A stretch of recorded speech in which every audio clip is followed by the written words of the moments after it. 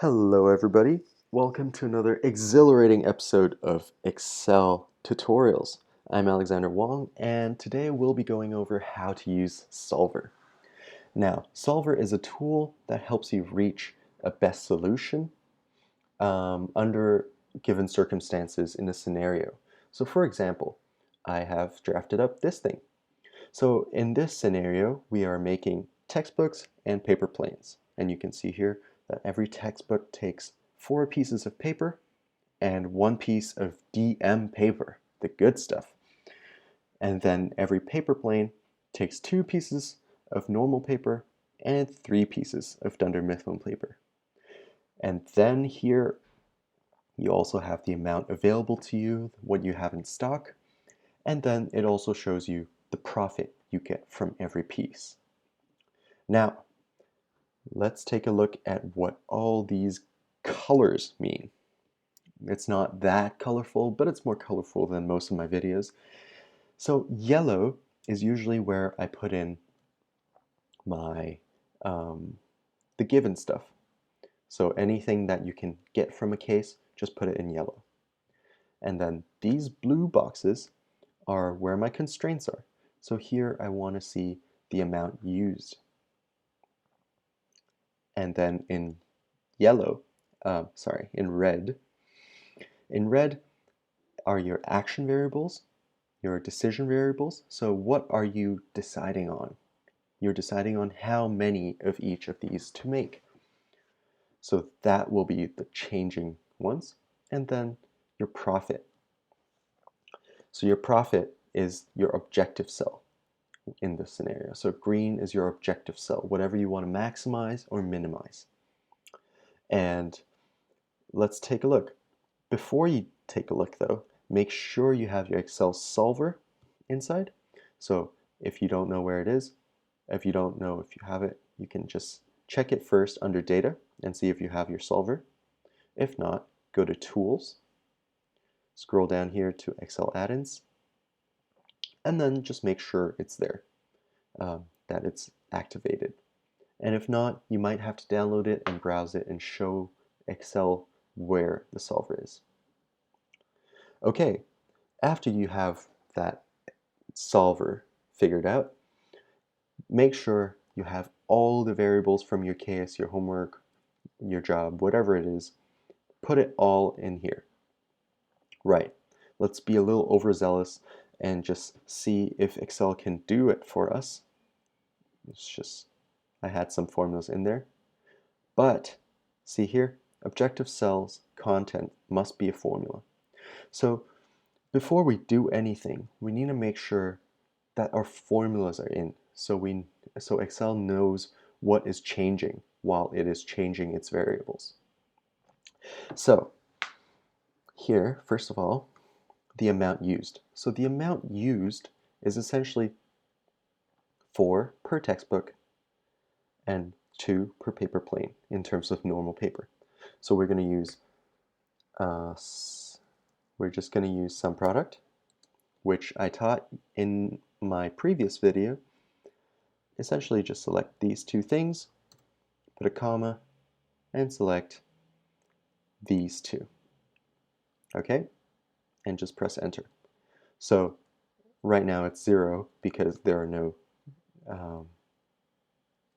decisions put in. So let's just put it 10 and 10. Okay? So it uses 60 if we make 10 of each. Same thing again, sum product, gotta put there, and this. There you go. So moving on to our objective cell. Our objective cell is going to be another sum product, and this time it's the profit for each piece multiplied by the number of pieces we're making. And there you have it. So for this given amount we're making, we're going to make $5,000. All right? All good? So now let's go into Solver. So I'm going to reset all this stuff. Right, so our objective cell, remember, that's the green one, is this cell. We want to maximize this cell, okay? By changing our action variables or decision variables, these two cells. What constraints is it subject to? Well, let's add it. It's subject to this cell smaller than this cell, right? That is 1. And then you also want this cell smaller than this cell. That's 2. Now I'm going to go back, and now you see you have these two constraints. Another way to do this, to add in these constraints, a faster way actually, is to simply select both of these, and they both have to be smaller than or equal to these numbers. And there you go. Right. For this, because it's just a linear problem, you can simply use linear simplex LP. Okay, and press solve. Okay, so there we have it. Solver gave you these solutions. Let's take a look. Now, Solver is asking us to make 5.1 textbooks and 6.3 paper planes in order to maximize the amount we're earning. I don't know about you, but I usually don't build 6.3 paper planes. So what we're going to do instead is go back into Solver and add a variable. So this variable is going to be that, add a constraint, my bad. So this constraint is going to be that these two cells have to be integers. Okay? Just press OK once you're done with that. Now Excel is slightly tricky sometimes with Solver, being that sometimes this is selected. It automatically ignores integer constraints, so make sure it doesn't ignore your integer constraints. Okay? And then you can press OK and solve it. Bam! There you go. 5 textbooks and 6 paper planes. And our final profit for each piece will be $2,800. But because, I don't know if you noticed this, but because we used integers rather than non-integers, some of the reports are not available anymore. The only report available is the answer right now. So I'm going to show you what that is really quickly. It's very simple. The answer is essentially what I just said. Objective cell, variable cells, and your constraints. And it just lists them out. So let's go back to Solver because we want a sensitivity analysis. So we're going to remove the integer parameter. And then we're going to go to solve. And let's see. There you go. You have your sensitivity and your limit analysis. So we just want to focus on the sensitivity one for now. And press OK. So let's take a quick look. I'm going to explain to you what some of this stuff is. So here you can see the variable cells, the number of textbooks to make, and the number of paper planes to make. So the final value that Excel recommended us was 5.1 and 6.3. Here our objective coefficient is how much profit we're making from each of these. So we're making $200 per textbook and $300 per paper plane. Now, what is this allowable increase, decrease?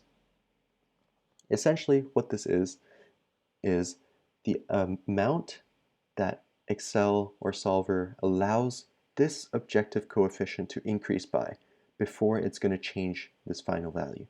So essentially, Excel, or our case, has to increase the profit here by $400 in order for Excel Solver to make a different recommendation. Okay?